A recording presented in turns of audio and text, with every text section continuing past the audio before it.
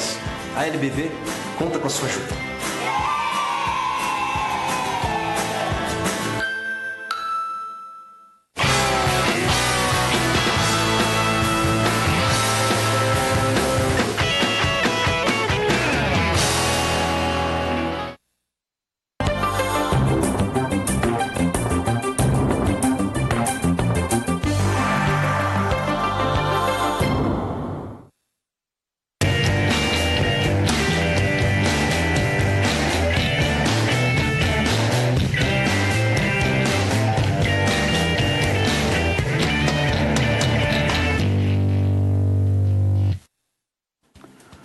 Boa noite, amigo telespectador do programa Verdade Expressão. Lembrando que estamos ao vivo também pela internet no www.verdadeexpressão.com.br e também estamos pelo Facebook, na página da TV Transamérica e na página do Verdade Expressão. Se você quiser mandar o seu comentário, sua consideração sobre essa entrevista, entre em contato conosco através da nossa página ou então pelo WhatsApp no 996133677. Hoje o nosso tema serão as constantes reformas aí que estamos tendo aí nesse novo governo Temer. Temos aí a reforma da Previdência, a reforma trabalhista, temos legislações polêmicas, a lei de abuso de autoridade, o fim do foro privilegiado. E para isso trouxemos aqui o cientista político da Federal, Leonardo Rocha. Boa noite, Leonardo. Tudo bem? Boa noite, satisfação estar aqui mais uma vez com vocês aí. Dar os parabéns, aproveitar pela nova casa aqui, essa nova fase do programa. Parabéns a você, e doutor, e toda a equipe. Leonardo Rocha, que foi o primeiro entrevistado do programa Verdade Expressão, quando iniciou lá em 22 de junho de 2015. E agora, pela primeira vez, está aqui na TV Transamérica também. Perfeito. Leonardo, nós temos vários temas polêmicos aí. Um já foi aprovado, de fato sancionado, vamos começar por ele, que é a terceirização. Terceirização, a gente trouxe aqui alguns advogados da área trabalhista, da área sindical, e muitos contestaram, falaram que essa legislação aí tem várias brechas para o empresário, ou então, digamos, o picareta que pretende abrir uma empresa e sacanear o trabalhador, né? Que a gente tem aquela questão que, por exemplo, você pode abrir uma empresa, ser contratar vários funcionários e esses funcionários, para cobrar a empresa a qual eles estão prestando serviço, tem que cobrar primeiro a empresa que os contratou. Primeiro tem que provar que essa empresa não tem condições de pagar as verbas trabalhistas para depois ir na empresa que está sendo beneficiada com a prestação de serviço. Então, isso daí é uma coisa que a gente que está no judiciário sabe que é questão de anos. E hoje a gente está falando de direitos trabalhistas, salário, férias, 13º, que são fundamentais na vida de um trabalhador. Sem dúvida nenhuma, acho que, doutor Rafael, acho que essa questão da terceirização, assim como as demais reformas, e sobretudo a terceirização está muito ligada a uma reforma posterior, que é a reforma trabalhista, né? Elas fazem parte desse conjunto de ações do governo aí, no sentido de uma busca por uma recuperação econômica, tendo em vista um viés político, que é esse viés mais liberal, né? Então, historicamente, esse viés, a gente já viu isso aí nos anos 70, 80, no mundo, Reino Unido, Estados Unidos, aqui no Brasil, final dos anos 80, anos 90, não só no Brasil, na América Latina inteira, né? Dentre outras ações, ela implica no corte de direitos, né? E o corte de direitos, logicamente, tem uma implicação direta na vida do indivíduo, sobretudo do trabalhador. E essa questão da terceirização era uma demanda do empresariado, né? Isso é importante ter em mente, né? É um setor da população específica, e que foi aprovada e eu acredito, né, claro que tem toda essa questão legal que vocês debateram bem, que sabe melhor. Eu acho que assim, a grande questão é por que o empresário ele pretende a terceirização, né? Qual que é o motivo? É exatamente isso que você colocou, né? É justamente no sentido de você burlar, de certa maneira, não digo burlar, né, mas você tangenciar, vamos dizer assim, as leis trabalhistas. Porque se o indivíduo ele tem a pretensão de contratar, manter o trabalhador de acordo com as leis, não tem porquê, não é necessário a perspectiva da terceirização. E, infelizmente, a terceirização, conjugada, sobretudo essas leis trabalhistas, a reforma das leis trabalhistas que nós vamos falar agora, ela precariza o trabalho, né? O indivíduo ele não tem a mesma vinculação de trabalho que o indivíduo normal tem, que o trabalhador normal tem, né? Você tem uma série de outros tipos de relação entre empregador e empregado. Aqui no Brasil a gente não tinha a possibilidade do cidadão que exerce atividade fim, né, ser contratado como terceirizado, agora pode. E, enfim, a gente sabe que o trabalho terceirizado é muito mais precarizado, só você vê o número de acidentes de trabalho que são geralmente vinculados ao trabalhador terceirizado, você não vincula o indivíduo à empresa, você enfraquece, né, a organização dos trabalhadores, o próprio movimento sindical, porque o indivíduo está trabalhando em um lugar, depois está trabalhando em outro, não tem essa segurança do trabalho. Então ele está dentro de uma esfera de precarização do trabalho, que é reflexo de algumas políticas que retiram direitos e que mexem nessa questão dos direitos trabalhistas que foram conquistados historicamente aqui, né, pelo trabalhador brasileiro, pelo povo brasileiro. E acontece muito também, falando de terceirização, e, por exemplo, em bancos, a gente vê muito o funcionário registrado pelo banco fazendo a mesma função que o funcionário que é contratado por uma empresa terceirizada, sendo que, porém, o funcionário da empresa terceirizada, às vezes, tem um salário maior, ou, dependendo do caso, até menor, que o funcionário registrado pelo banco. Então, esse tipo de lei ainda faz com que surja esse tipo de situação aí, né? Dê brecha para esse tipo de situação. Né? Porque o regime de trabalho de contratação é diferenciado, né? Vocês podem falar melhor, que então o tipo de obrigação do trabalhador para com do empregador para com o trabalhador e o tipo de prestação que o empregador tem que dar com o Estado se modifica, né? E fica a questão dos encargos, né? Dos encargos, eu acho que fica muito mais difícil, por exemplo, e até por isso que tem muito acidente, creio eu, a própria fiscalização, né? Porque se você não tem o vínculo exato que o trabalhador exerce na determinada empresa, sendo ele terceirizado, uma empresa que pode terceirizar várias atividades profissionais, por exemplo, fica muito mais difícil isso, né? A gente observa com essa perspectiva da terceirização, até, por exemplo, professores sendo contratados, de alguns municípios já ouvi falar, que pretendem terceirizar até professores. Então, o que, logicamente, precariza a atividade do docente, né? Acontece mais ou menos com os professores que são contratados em regime temporário. Você não tem aquela segurança, você não sabe se você vai terminar o ano contratado, você não sabe se você vai ter que perder a sua função amanhã, você não tem plano de carreira, esse tipo de coisa, não tem essa segurança. Então, isso, obviamente, implica em precarização. A gente fala tanto, né, fala-se tanto em aumentar a qualidade, por exemplo, da educação, e você aprova uma lei que pode precarizar ainda mais, entre outros serviços, a própria questão da educação. E a gente tem outras situações, por exemplo, na reforma trabalhista, já indo para esse tópico, que fala também em relação às férias, que por essa alteração, se definitivamente passar, né, porque ainda está em discussão, sim, tivemos uma aprovação, mas ainda é necessário uma discussão maior no Senado também, né? Por exemplo, as férias, elas podem ser parceladas em até 3 vezes ao longo do ano.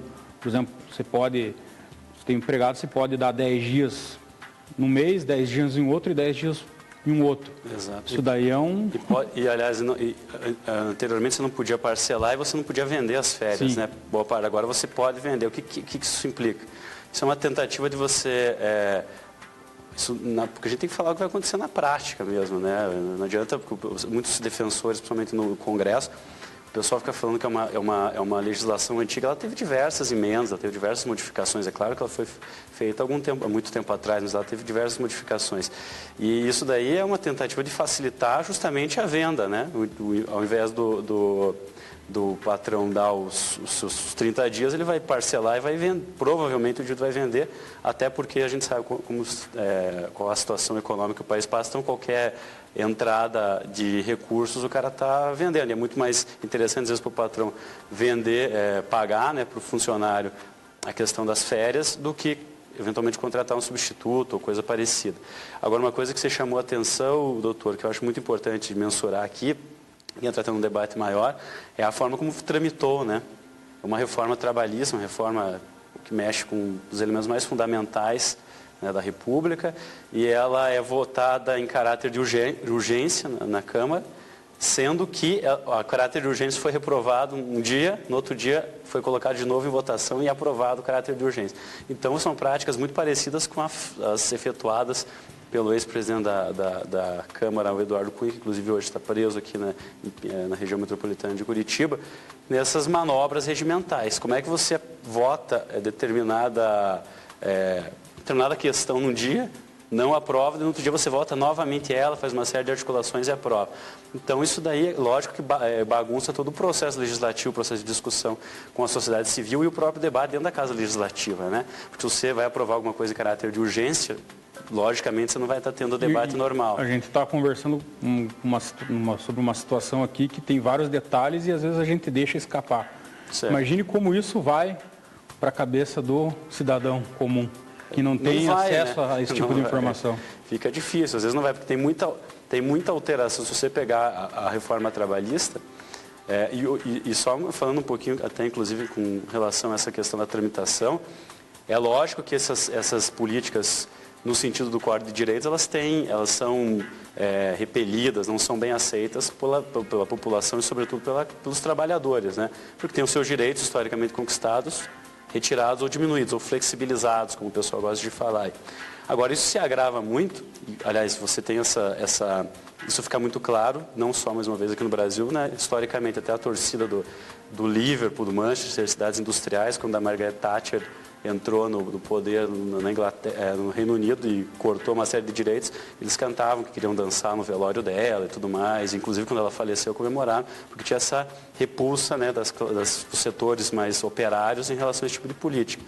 Isso se agrava, né, fica mais difícil você conseguir aprovar isso quando o processo que leva o determinado governo ao poder, ele é bastante contestável, como foi o que aconteceu agora, né? Então o governo constituído chegou ao poder por um processo bastante contestável, no mínimo bastante contestável de impeachment.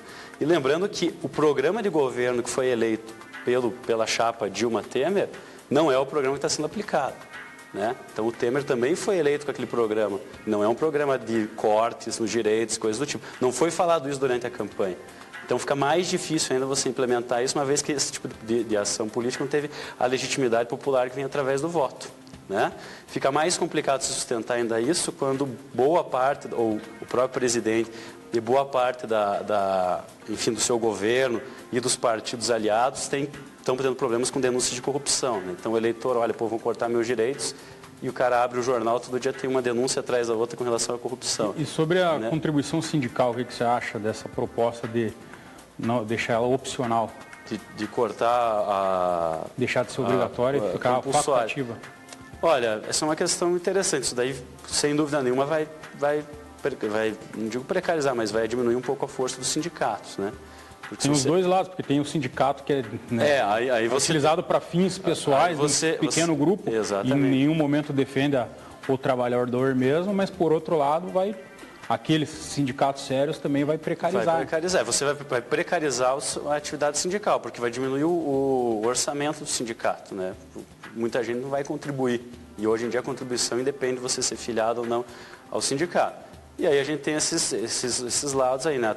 Toda a história aqui do Brasil, principalmente dos anos 90 para cá, do movimento sindical, ele se pulveriza muito, né? Você tem a formação de diversas centrais sindicais, com matizes ideológicos bastante diferentes, e isso aí vai causar impacto, não apenas nos sindicatos, como nas centrais sindicais, e também nos, por exemplo, parlamentares que são eleitos com base sindical, né? Se você enfraquece o sindicato, você enfraquece isso.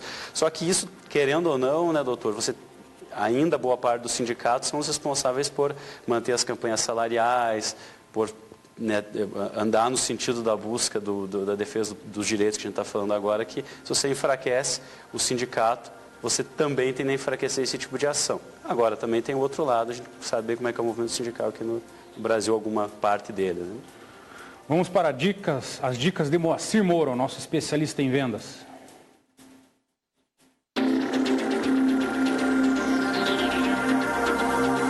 Olá, amigo telespectador do programa Verdade e Expressão.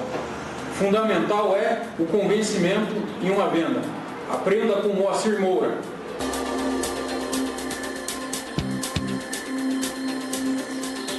Olá, tudo bem? Eu sou o Moacir Moura e sou especialista em vendas, liderança e atendimento. Gestão de pessoas também, né? Estamos aqui fazendo uma série de vídeos aqui com o Rafael, Dr. Rafael, fazendo uma série de vídeos para colaborar com você, colaborar no seu desenvolvimento pessoal, no desenvolvimento da sua empresa, no crescimento da sua empresa e para melhorar a sua vida nesses tempos difíceis, né? Vamos lá então. Agora nós vamos tratar um assunto, um tema aqui que é convença-me. Você já teve essa situação que o cliente, ok, convença-me. Nos tribunais alguém fala, convença-me.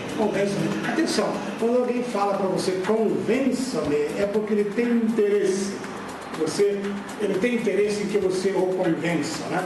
Então, convencer é relativamente fácil você convencer a pessoa. Como é que você convence a pessoa? Uma dica para você é o seguinte, para você convencer alguém, você tem que descobrir o que ele precisa, qual é o problema dele. E você apresenta uma solução desse problema. E você acaba convencendo. E aí, um negócio interessante, houve uma pesquisa numa universidade americana, uma faculdade americana, fizeram dois grupos, e um grupo trouxeram uma personalidade importante e para o outro grupo também uma personalidade importante. Uma das personalidades trabalhou esse grupo dizendo o seguinte, trabalhou o que ele fazia, ele é empresário, tal, e no final da pesquisa, os professores perguntaram aos jovens, os participantes, os alunos, né, o que vocês acharam, o que vocês deduziram desse fulano de tal? Nós deduzimos que ele é muito inteligente, ele é uma pessoa muito inteligente, um empresário muito inteligente. Ok, muito obrigado. E foram ao outro grupo, e o que vocês acharam desse fulano de tal, essa personalidade tal, convidado nosso da universidade? Eu achei o seguinte, eu me senti a pessoa mais inteligente do mundo. Ouvindo ele, eu me senti a pessoa mais inteligente do mundo. Muito bem. O primeiro fez com que você pensasse que ele é o mais inteligente. O segundo fez com que você pensasse que você é inteligente. Para você convencer alguém, descubra o que ele precisa e comece a valorizar a atitude, a postura da pessoa a quem você deve convencer, né? Convencer com informações, convencer com dados, não convencer só com comunicação simples, mas sim com dados. Dados e informações convencem. E se as informações forem em cima do problema que ele tem e que representam uma solução para ele, facilitam o convencimento. Então, finalizando, para você convencer alguém, você tem que saber o que ele precisa, qual é o problema dele, e você apresenta para ele uma solução. E você valoriza a postura, o sentimento dele.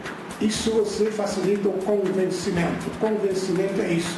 Você convencer de lá para cá e não daqui para lá. Ok? Muito obrigado.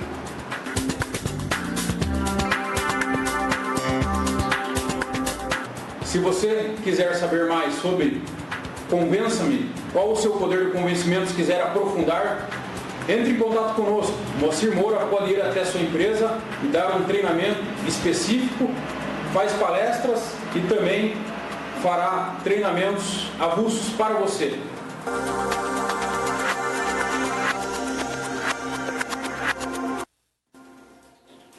Dando continuidade à nossa entrevista, a gente estava falando da reforma trabalhista, mas que é muito próxima dela e que também afeta bastante o direito do trabalhador, é a reforma da Previdência. A reforma da Previdência, tivemos aqui uma entrevista em relação à reforma da Previdência e ficou bem claro aí que os únicos que não foram prejudicados são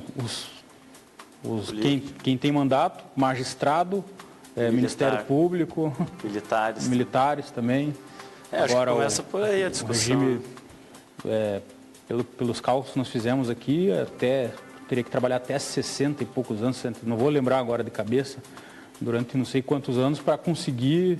65 anos, contribuindo 49. Exatamente. A conta é mais ou menos essa daí. Aposentar com 100%, né? Exatamente. Eu acho que começa por aí a discussão, por exemplo, por que alguns setores ficaram de fora, por exemplo, por que o setor dos militares, qual que é a diferença do setor dos militares em relação aos demais? É uma negociação política prévia, né? Que exclui alguns setores. Então isso já começa a dificultar você legitimar a ação. Então, por que determinados setores ficam fora, né, e outros entram? Por que eu vou ter que trabalhar X e o outro Y, né, sendo que, enfim, nós estamos desempenhando atividades? É uma continuação nesse sentido. Eu acho que como a gente estava conversando, né, doutor, fica muito difícil você aprovar isso quando você, no contexto em que se está lidando, né, com relação a todos esses problemas de ordem política e econômica. Se fala muito nesse rombo da Previdência e a gente olha por outro lado, existe uma série de empresas, grandes empresas, banco, então, né, que deve horrores à Previdência e não são necessariamente afetados nesse tipo de reforma aí. Ao contrário, às vezes até beneficiados. Se beneficiam. Por conta, inclusive, o Itaú, né, tinha uma dívida astronômica, uma dívida tributária, uma dívida fiscal astronômica e foi perdoado. Foi perdoado. E por outro lado também quando você cria esse tipo de previdência, esse tipo de empecilho ou dificulta mais a aposentadoria, você incentiva automaticamente o desenvolvimento de previdências privadas, né? Que para o banco é fundamental. Então é difícil você explicar para o cidadão como é que você vai aumentar o número de anos que ele tem que trabalhar, o tempo que ele vai ter que ficar no setor produtivo, sendo que, por exemplo, o banco, que todo mundo já tem uma certa repulsa, né, não paga deve na Previdência, então é bastante complicado. E tinha algumas questões mais complicadas ainda, como, por exemplo, a equivalência do trabalhador no campo com relação ao trabalhador urbano, que todos os dados demonstram que a expectativa de vida do trabalhador no campo não é a mesma do trabalhador urbano, então como é que você vai equiparar, né? Uma série questões de insalubridade, periculosidade também foram afetadas. Exatamente. Você, acho que também tem a ver também com a reforma trabalhista, o fato de você, com a reforma da Previdência e também, né, com relação às questões do trabalho, que trabalho insalubre, né, você aumenta a possibilidade do trabalho insalubre, você aumenta na reforma trabalhista a possibilidade do trabalho de lactantes e gestantes com o trabalho insalubre também. Então, né, enfim, afeta uma gama muito grande de setores aí. Em relação, vamos para os temas mais polêmicos aí, não que esses não sejam, mas, por exemplo, nós tivemos aí fim do foro privilegiado, né? Aprovação no Senado e agora vai para a Câmara. Teve uma grande comemoração pelo Randolph, pelo Álvaro Dias e tal. Só que isso exclui o presidente da República e também o presidente da República, que exclui o vice-presidente, pelo que me consta aqui. Os demais cargos vão perder o foro. Agora, a dúvida que muitos suscitaram é se, por exemplo, o processo já estiver em fase de julgamento, se vai baixar ou não. Então, tem algumas polêmicas ainda aí. Eu sinceramente, ainda não acredito que isso daí vai ser aprovado tão fácil lá na Câmara, né? Até porque... Principalmente que a Câmara é a parte mais atingida. Exatamente isso que eu ia falar. Boa parte dos problemas de legislação que afetam a política que é efetuada por eles. É um dos problemas grandes da reforma política. Como é que o indivíduo que é beneficiado por esse sistema político, querendo ou não, ele está ocupando um mandato, vai alterar o sistema político. É a mesma coisa com relação ao foro. Agora, até, né, cabe mais aí vocês da área jurídica, né, tem uma discussão no sentido de que se você retira o foro, que realmente é uma demanda, né, parece que é uma demanda da população, que os indivíduos que tenham mandato sejam julgados assim como os demais cidadãos. Até uma questão republicana, né? Se você retira o foro e você ao mesmo tempo não aprova, por exemplo, a questão do abuso de autoridade, tem uma coisa que tem uma certa ligação com a outra, você coloca, existe essa discussão que você coloca muitos políticos que começam a ficar com uma restrição em tomar determinadas ações, porque podem ser enquadrados em algum problema administrativo, prestação de contas, coisas do tipo. Então, acho que é uma discussão bastante interessante e é realmente bastante complicado por conta disso, né? Você vai legislar, boa parte dos indivíduos, boa parte do nosso Congresso, das lideranças, dos presidentes da Câmara, das duas casas legislativas, são citados na Lava Jato, enfim, então isso é bastante complicado, polêmico, mas é uma demanda, né? Assim como a questão do abuso de autoridade. O abuso de autoridade foi aprovado no Senado, mas ainda tem que passar pela Câmara.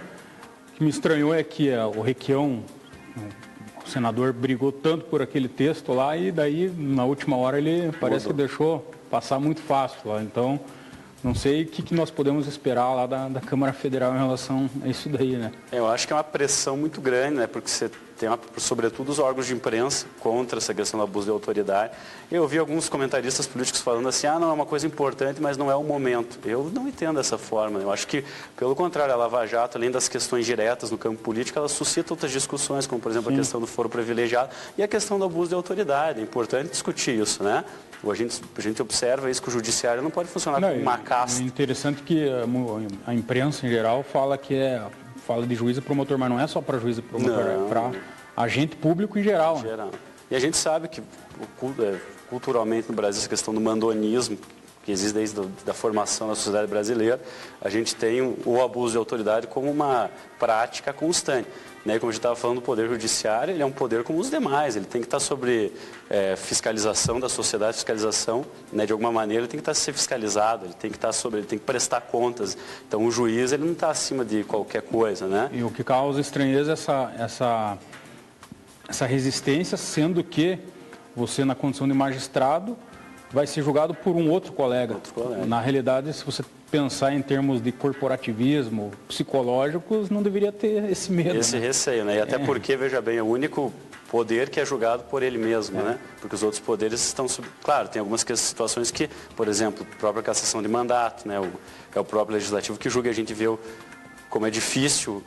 O próprio presidente atual do Conselho de Ética falando que dói, ele reza todos os dias para não caçar um parlamentar, porque tem essa questão do corporativismo.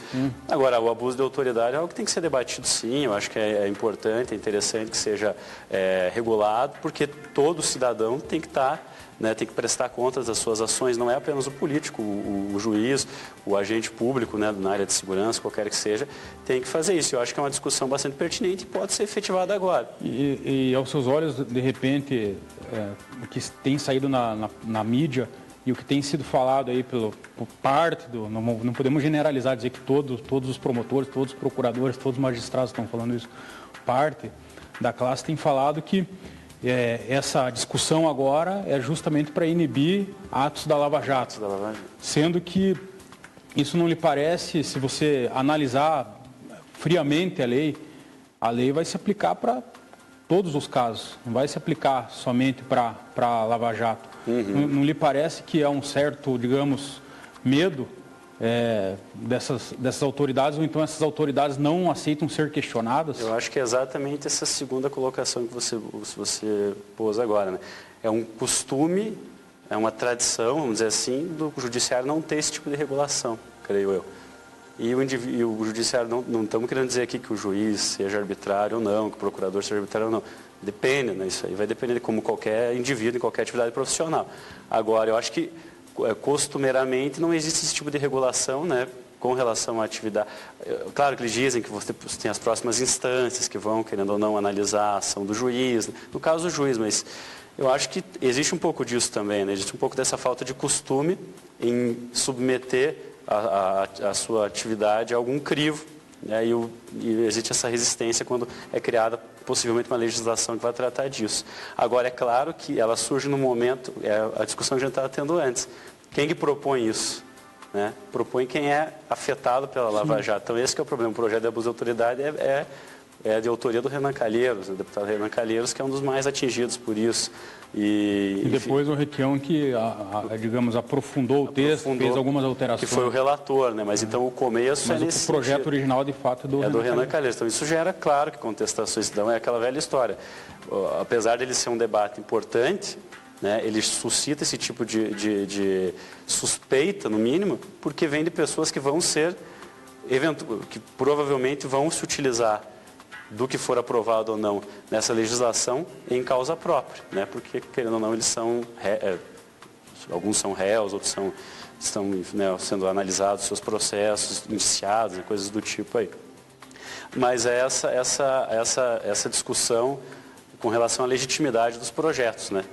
Que serve tanto para, como a gente está falando, dos cortes em direitos, tanto em legislações que afetam diretamente os indivíduos, como, por exemplo, modificações no sistema eleitoral, que também foi pauta há algum tempo, agora parece que deu uma esfriada.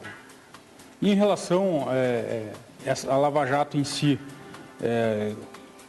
você, na condição de cientista político, como que você tem enxergado?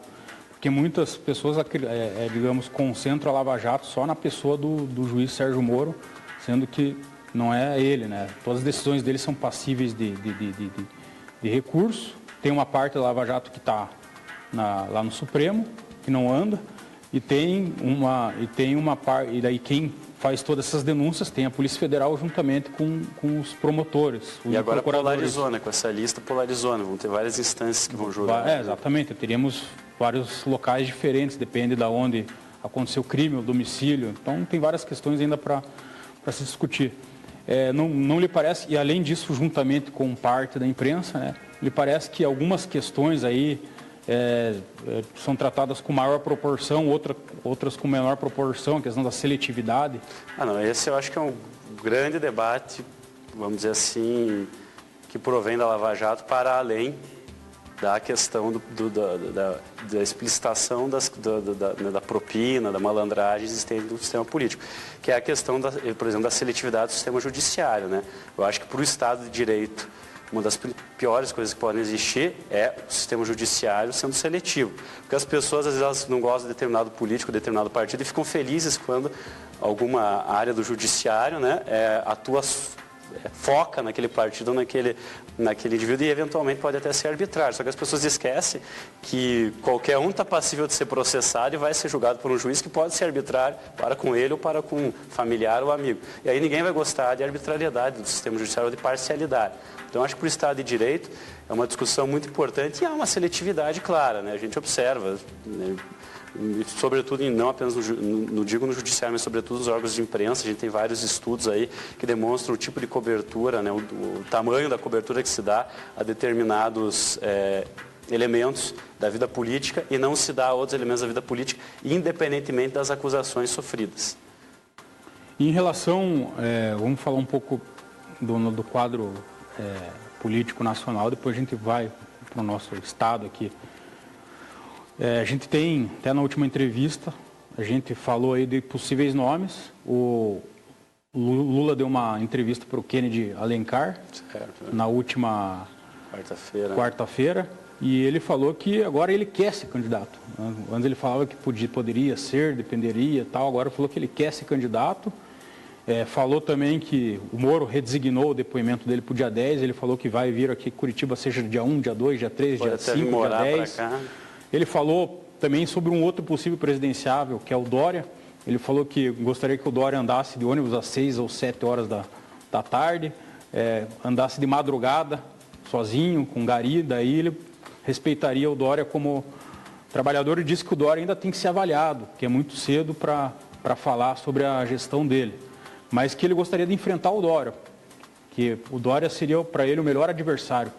Se comparado com Aécio, com Alckmin e com Serra. Aliado a isso, nós temos aí o Ciro Gomes, que parece não ter tanta capilaridade assim para uma candidatura. Temos a Marina Silva, que muitos falam que ela começa bem, mas talvez não vai ter aquela força para chegar lá. Temos o Bolsonaro, que tem muitos aí que elogiam o Bolsonaro, acredito que o Bolsonaro pode chegar lá. E temos aí aquelas candidaturas aí que é mais difícil de emplacar, que é a candidatura do PSOL. Eu acredito que também não tem um nome específico. Não tem, exatamente. Então, basicamente, a gente tem candidaturas aí. De fato, hoje não tem nenhuma liderança nova para o país, né? Então, a gente tem os mesmos nomes aí. Queira ou não queira, a gente está falando dos mesmos nomes. Está falando dos mesmos nomes. A gente, por exemplo, para começar a falar, a gente pega as intenções de voto. Quem que aparece disparado ainda na oferta? O Lula, né? O Lula aparece disparado, está em campanha. Essa perspectiva dele, dessas entrevistas que ele está começando a dar, isso aí já configura uma pré-campanha que todo mundo faz, né? Não é ele que está fazendo, todo mundo faz. Para se colocar Bolsonaro candidato, já está fazendo campanha. Faz há muito tempo. Né? A grande questão dele é saber se ele vai ser primeiro, ter condições jurídicas de ser candidato, que é uma primeira batalha. Né? Sendo, ele vai estar presente de maneira forte no debate. Isso é indubitável, porque ele tem um eleitorado bastante expressivo. Agora, daí a ele ter viabilidade de eleição mesmo é outra história, né? Isso aí vai depender de todo do desenrolar da Lava Jato. Dos adversários. Dos adversários, que você pega o PSDB está esfacelado. Sim. O PSDB foi um dos principais atores políticos do impeachment e o que apareceu nessas delações agora foram que o PSDB tinha práticas semelhantes muito antes do governo Lula. Você né? acompanhou na última pesquisa do Ibope, em termos de rejeição, os candidatos do PSDB, tirando o Dória, né? Mas os três lá, Aécio, Alckmin e Serra, tem mais rejeição que o Lula. Mais rejeição que o Lula. Não, você pega, por exemplo, o Aécio Neves, ele é o que tem mais citações, mais inquéritos, coisas do tipo. E você tem um problema do PSDB, é o problema interno, né? Você tem uma briga daquela ala paulista com a ala fora de São Paulo, a ala do Aécio Neves, né? A busca do Aécio Neves numa nova eleição. E dentro de São Paulo você tem aquela disputa parece que o Serra está meio para fora, né? Até por questões de saúde. O que parece hoje é que o Aécio está escondido por conta de toda essa confusão. Acontece. E não parece que essa confusão com ele vá terminar rápido, vai bom tempo. E também tem o seguinte, né? Se não acabar o foro privilegiado, tem gente que vai querer sair até para deputado estadual e para garantir o foro, né? Porque melhor garantia para vereador. O Serra, com essa situação de participar do governo Temer, ter participado, complica um pouco a situação dele. O Alckmin ainda eu acho que o menos atingido, mas já teve citações. Teve várias citações e problemas na administração de São Paulo. Exatamente. Também, né? Falando eleitoralmente, a única saída hoje para o PSDB, eleitoralmente, né?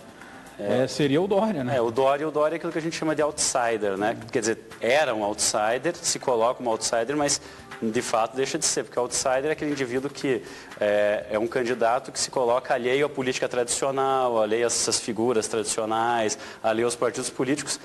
Só que o Dória, no fundo, ele não é um outsider, nunca foi, você tem muito essa figura de que não sou político. Até político. O Requião Filho falou que ele era do PMDB, já foi do PMDB. Já foi do PMDB, já teve cargo público, tem cargo público, agora é filiado a partido político, é o cara que não é político, mas faz política a cada minuto. Então, esse é um discurso, na prática, não existe, mas é utilizado. E vai ser muito utilizado agora nessa campanha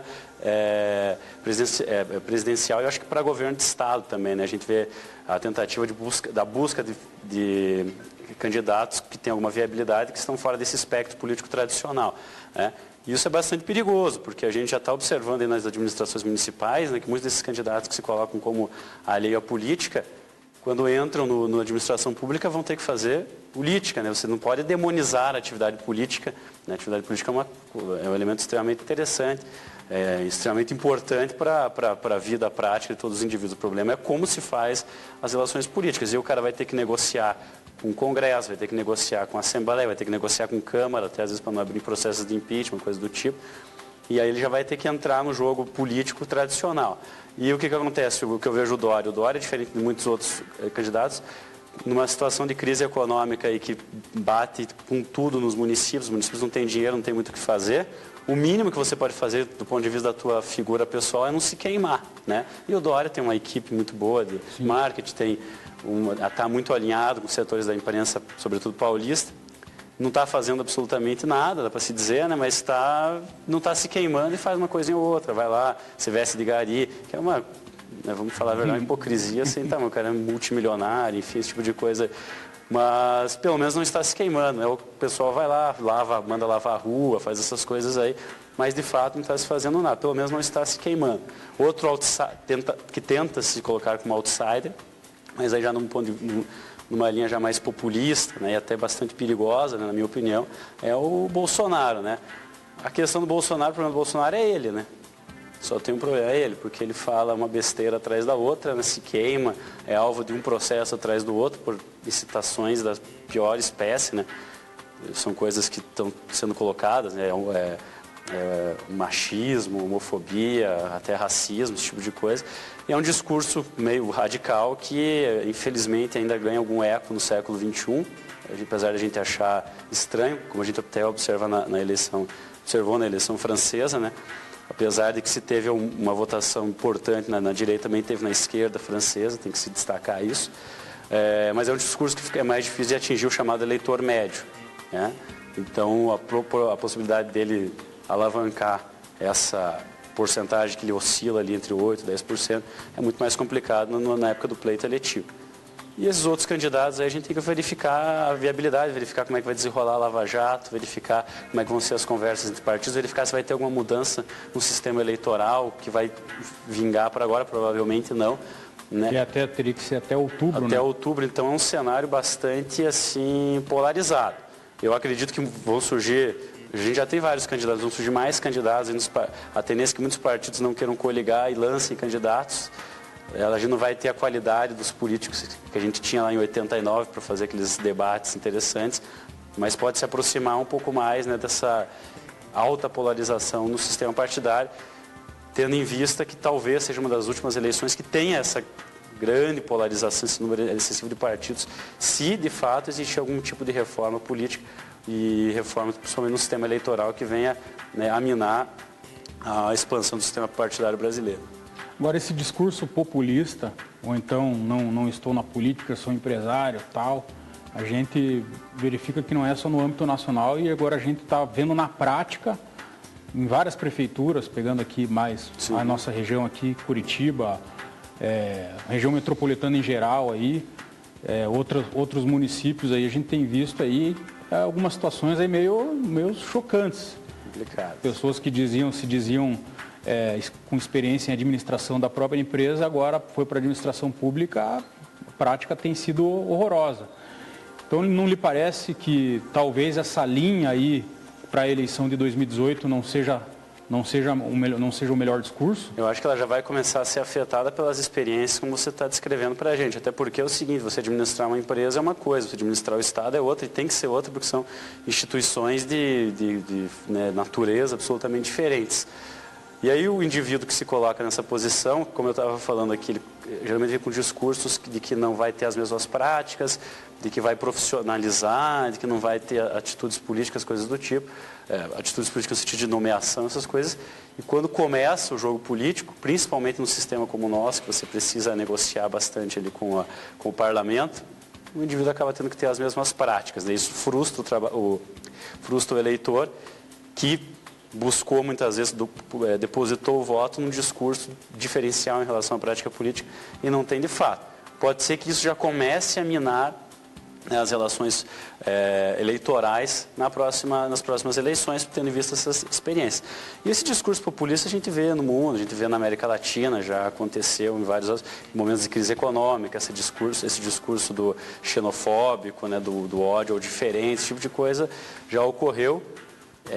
Causa espécie ainda, né, espanto a gente ter um ressoar tanto assim, né, na população, haja vista o nível de desenvolvimento, né, da civilidade que a gente imagina dos indivíduos, mas ele está aí, a gente observa inclusive, como a gente viu na França, né, Le Pen fazendo 30 e poucos por cento 25% dos votos indo para o segundo turno, mas já, né, aparentemente não conseguindo êxito no segundo turno. Porque daí a coisa, você já tem você vai ter ali, você já começa a observar, por exemplo, na França, uma organização por parte dos setores progressistas mais democráticos, independente de divergências entre eles, né, contra essa experiência.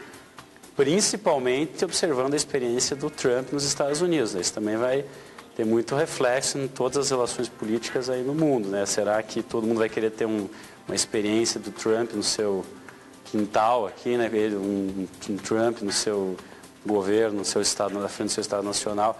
Então essas experiências, né, as relações políticas são dinâmicas, elas vão sendo alteradas tendo em vista a experiência prática que vão ocorrendo. Eleições aqui, administrações municipais, administrações de outros estados, enfim, coisas desse tipo, né? Vamos para as notícias da região metropolitana de Curitiba. Vamos começar por Piraquara, clima muito quente lá em Piraquara. Temos aí na próxima terça-feira aí uma situação envolvendo o atual prefeito de Piraquara, o Marquinhos Tesseroli. Ele se reelegeu. Ele quando era engenheiro na prefeitura, entrou com um processo e a prefeitura foi condenada em torno a pagar a quantia de R$100 e poucos mil. E agora, analisando o processo, a dívida já se encontra em mais de R$2 milhões. Segundo alega o denunciante, que é o advogado e morador de Piraquara, o Cleverson Greboge Cordeiro, que foi também candidato a prefeito na última eleição, ele relata que a prefeitura, nesse processo trabalhista aí, a partir do mandato do prefeito Marquinhos, que iniciou em 2012, não se manifestou em 10 oportunidades nos autos, inclusive em relação aos cálculos que seriam devidos ao próprio prefeito Marquinhos. Então, como houve um erro de cálculo e não houve contestação por parte da prefeitura de Piraquara, através da procuradoria, ficou homologado esse cálculo aí de mais de R$2 milhões. Então, Com base nessa suposta improbidade administrativa, entre outras questões, o advogado Cleverson entrou com um pedido de impeachment e afastamento imediato do prefeito.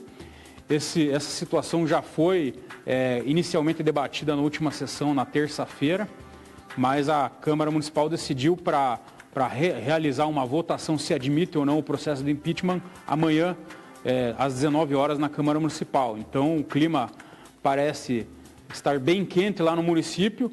Então, amanhã, às 19 horas, vamos ter aí a votação sobre essa situação da Câmara Municipal e envolvendo o professor Marquinhos, que era engenheiro à época da Prefeitura, engenheiro concursado. Em relação a São José dos Pinhais, vamos passar para as notícias. A Biblioteca Pública do Paraná inicia nesta semana o projeto Aprendendo a Ver, Ouvindo, que leva filmes com autodescrição, narração descritiva para pessoas com deficiência visual a instituições de Curitiba e região metropolitana. As sessões ocorrerão no Teatro SESI de São José dos Pinhais nos dias 3 a 12 de maio. O projeto, promovido pela seção Braille da Biblioteca Pública, conta com um acervo de dezenas de filmes nacionais e internacionais. Vamos para a campanha da saúde também, vacina da gripe. Demora cerca de 10 a 15 dias para começar a fazer efeito. Na primeira semana de campanha, 20% da população-alvo foi imunizada. A meta para este ano é vacinar 90% do público que tem direito à imunização gratuita pelo sistema público de saúde. A vacina está disponível em unidades de saúde de todo o estado do Paraná até o dia 26 de maio. 4 barras. Uma operação conjunta de bloqueio do programa 4 barras Mais Segura mobilizou no fim da tarde e noite do último dia 20 mais de 40 guardas municipais e policiais militares e civis. A operação foi realizada em 4 pontos simultâneos da cidade, segundo informações da Secretaria Municipal de Ordem Pública. Ao todo foram abordados mais de 300 veículos nos 4 pontos de bloqueio. Além da presença da Guarda Municipal de 4 barras, a ação contou com a participação de efetivos e viaturas da 4ª Companhia do 22º Batalhão da Polícia Militar, equipes da Rotan, Errocan e Polícia Civil. Colombo, a Secretaria de Esporte, Cultura e Lazer e Juventude de Colombo promoverá atividades culturais no próximo dia 18 de maio, a partir das 9 horas, em virtude da 15ª Semana Nacional de Museus e História Controversas, dizer o indizível em museus.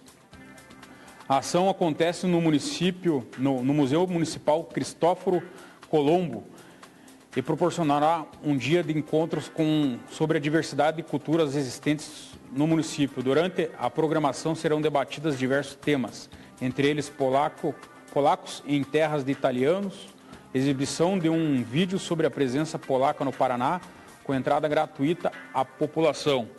São essas as notícias da região metropolitana do nosso amigo e jornalista Pedro Lima. Então é isso aí, Leonardo. Você vê que Piraquara é um exemplo aí da confusão que tem se envolvido alguns mandatos aí. A gente tem em outros municípios. Questão de impeachment, Campo Magro já teve um episódio já no início do ano. E agora Piraquara sofrendo essa confusão aí, né? Então, é uma experiência aí que fica aí para frente. E o Greca, o atual prefeito, até já entrando aqui em Curitiba, o atual prefeito Greca começou o mandato aí dele cheio de polêmica aí. E eu acho que ele adotou uma tática inversa da do Dória, assim como outros prefeitos da região metropolitana, que é brigar com a imprensa, né? Exatamente.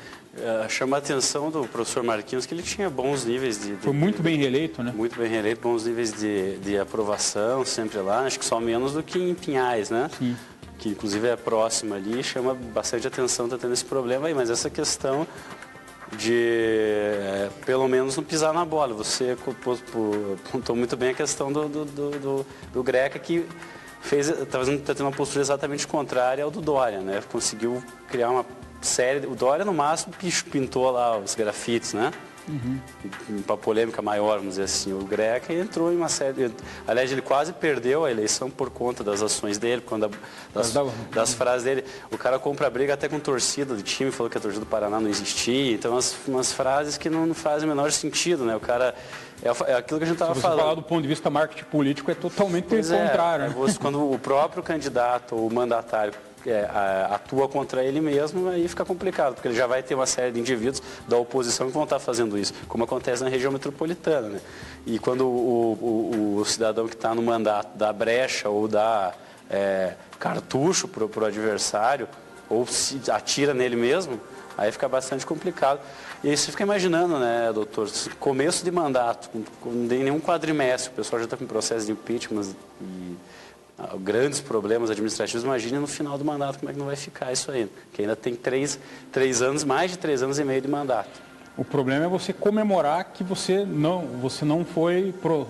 ganhou o impeachment, que você não foi aberto o impeachment contra você, como aconteceu e vai acontecer. Acredito que o professor Marquinhos, ele tem a Câmara Municipal do lado dele, a maioria dos vereadores, pelo que a gente conversa lá com os amigos de Piraquara, eu acho muito difícil esse processo de impeachment vingar. Né? Só que aí que está o muito detalhe. embora, pelo que eu tenho ouvido aí de outros colegas aí da oposição, diz que a Câmara Municipal vai ter gente para fora lá na terça-feira. Para abrir o processo. Para abrir o processo. Só que aí que está, por exemplo, para não abrir o processo, geralmente o que acontece? O cara tem que começar a ter algum tipo de negociação com a Câmara. E aí começam as práticas políticas tradicionais, né? Que a gente está vendo aí serem abertas, explícitas.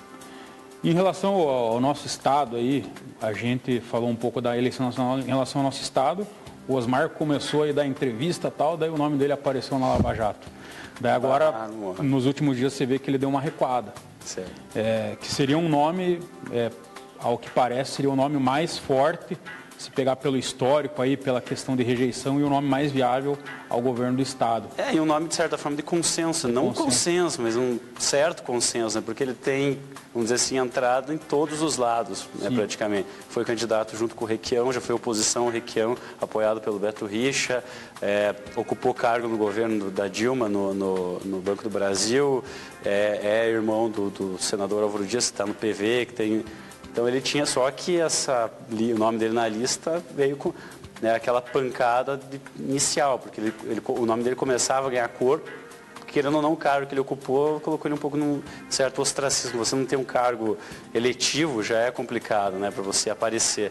E quando você fica num cargo lá, né, acho que crédito rural, uma coisa assim, né, do Banco do Brasil, ele ficou num certo ostracismo. Quando ele começa a aparecer, vem essa pancada, fica complicado. Agora, o cenário aqui é bastante incerto. Temos o Beto Richa, que só tem o caminho do Senado. Temos o Requião, que ele pode tentar continuar no Senado ou ir para o governo do Estado, só que o governo do Estado é uma postura muito complicada para ele. Temos o Ratinho Júnior, que está aliado ao governador, e a rejeição do governador é muito alta, então isso pode refletir, além da própria rejeição que o Ratinho tem, né? Tem. Normalmente. Né? Então é complicada também a situação do Ratinho. E temos aí a Cida Borghetti, mas não tem capilaridade, acredito eu, para chegar lá. Então nós temos um quadro bem confuso aí para o ano que vem. Eu acho que, por exemplo, pegando o governo, né? Primeiro que o governador não pode ser candidato, está passando por uma série de problemas, também foi citado, né? Enfim... problemas de austeridade econômica também, né, nesse sentido, enfim, não se sabe qual vai ser o rumo político dele, mais provável é realmente ser candidato ao Senado. E aí dentro do governo você tem o Ratinho, como você colocou, respinga em todo mundo essa falta de popularidade que é do governo, né? E também o Ratinho, ele nunca teve, apesar de fazer votações extremamente expressivas na proporcional, na majoritária ele nunca teve êxito, né? Que é uma eleição bastante diferente. Tanto que ele perdeu na majoritária como candidato a prefeito e perdeu agora de novo como apoiando a lei Prevano. Porque ele entrou de cabeça no segundo campo. E o eleitor de Curitiba é aquela história, o eleitor de Curitiba é muito conservador, né? E Curitiba concentra um número altamente significativo dos votos aqui no estado do Paraná.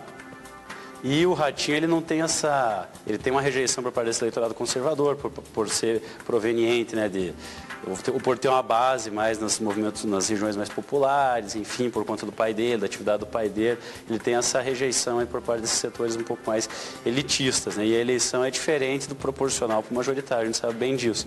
A Cida Borghetti, o grupo dela perdeu em Maringá, né, o candidato dela perdeu em Maringá, que é o reduto dela.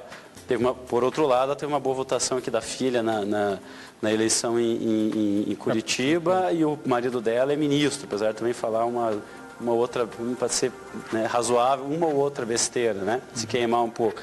Ela está começando a aparecer nas inserções do partido dela, mas eu acho bastante difícil, né, ela conseguir construir isso nesse período. Hoje as pesquisas indicam com viabilidade o Ratinho, que tem aquele eleitorado dele, viabilidade eleitoral mesmo, né? Certo. O Osmar e o Requião. O Osmar e o Requião. São esses três. E daí o Álvaro Dias também, mas o Álvaro Dias já declarou que não vai ser candidato, até porque ao governo, né, no caso. Ao governo, desculpa, o outro não vai ser candidato, né? O Osmar e o Álvaro não vão concorrer com o outro. O Requião... E o Osmar declarou que quer ser candidato antes da Lava Jato. Do programa da Lava Jato. Né? O Requião, e aí que tá, como é que vai ser a composição se for o Osmar, né? O Requião vai sair contra o Osmar, eu acho meio difícil, não sei, né? Então também o Requião já tem uma certa idade, está tendo uma preponderância nacional, ele vai vir aqui correr o risco de perder o mandato e ficar de fora, né? Talvez seja uma das últimas possibilidades eletivas. Considerando que tem 2 vagas para o Senado. Tem 2 vagas para o Senado, então tem toda essa questão aí. Enfim, o Osmar... Por outro lado, o partido sem uma candidatura, o PMDB sem uma candidatura enfraquece, né? Enfraquece, sobretudo dependendo das aspirações nacionais do partido, né? E também por parte de uma parte mais progressista, o PT não tem, né? Aqui no Paraná está muito complicado. Os próprios partidos mais à esquerda, mesmo o PSOL, nosso amigo Bernardo Piloto está em Rio de Janeiro, agora foi o último candidato pelo PSOL, acho que não vai ser candidato. Então, assim, eu vejo você teve até o Aldir Rossoni, né, se declarando até de certa maneira, não declarando, né, mas se posicionando, colocando o nome à disposição, mas é um cenário bastante complicado. Você pega, por exemplo, o Ratinho, ele ganha muita força porque ele conseguiu eleger uma base gigantesca na Assembleia Legislativa, né? Então, se ele sai como candidato ao governo, ele não vai puxar claro que ele vai puxar o voto com a candidatura na majoritária, mas ele não vai fazer 300 e poucos mil votos na proporcional. E ele pode enfraquecer a base dele no legislativo. Pode não ganhar o governo. E não ganhar o governo, e aí como é que fica, né? Então, são essas costuras que vão acontecer. Agora, eu acho que realmente é um dos cenários mais, assim, incertos, pela falta de nomes com, vamos dizer assim, com uma alta viabilidade e com disposição a disputar e a arriscar, né? Porque a eleição é um risco. Você vê o prefeito, por exemplo, aqui de Curitiba, não foi eleito, e nem é citado, né? Antes que poderia ser um dos nomes para o governo do estado, não é nem citado. Até para o Senado ele já está sendo descartado. Já está sendo descartado. Então, essas questões são muito dinâmicas, ainda mais no cenário político atual, que a gente não sabe o que acontece amanhã, né? Amanhã a única coisa que fica claro, só para a gente encerrar, é o Senado, que a gente tem 2 nomes que, se saírem, são os prováveis senadores, que é o Richa e o Requião. Muito difícil não ser, né? O governador do estado, por maiores problemas que ele possui. Tem uma máquina política muito grande. Isso, tem uma máquina política muito grande, tem nome, enfim, tem o próprio partido, toda a estrutura partidária. Tanto é que ele, com todos esses problemas, mantém uma base folgada na Assembleia, salvo depois da eleição municipal, que ele teve alguns probleminhas ali, né? E o Requião, né, tem uma força muito grande, assim, não teve nenhuma denúncia aí do nome dele em lista nenhuma. Isso hoje em dia já é uma coisa, né? Tirando o Paulinho da Força, que falou que quem não estava na linha não estava na lista do Fachin, não estava prestigiado, né? Tirando ele que está falando isso, as pessoas tendem normalmente a valorizar quem não está aí na lista. Legal, obrigado, Leonardo. Vamos discutir mais na sequência e ver como que se desenrola esse quadro aí. Sem dúvida, estamos sempre à disposição e mais uma vez satisfação estar aqui com vocês. Então é isso, muito obrigado, boa noite. Semana que vem às 19h30 estaremos de volta.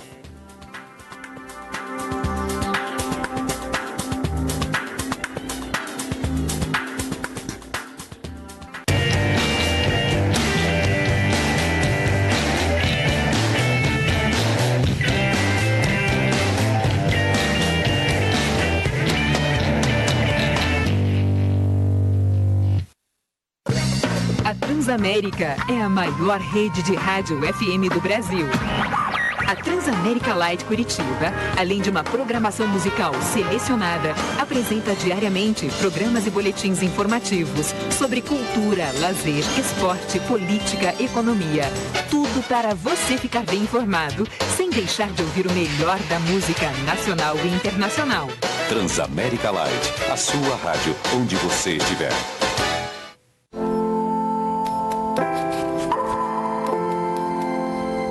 O que vocês estão fazendo? Um cartaz. Mas tá faltando um R. Errar é humano. Insistir no erro?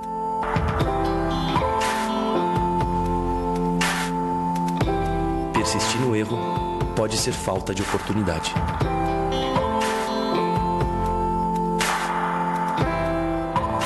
Nós entraremos em contato com você, tá?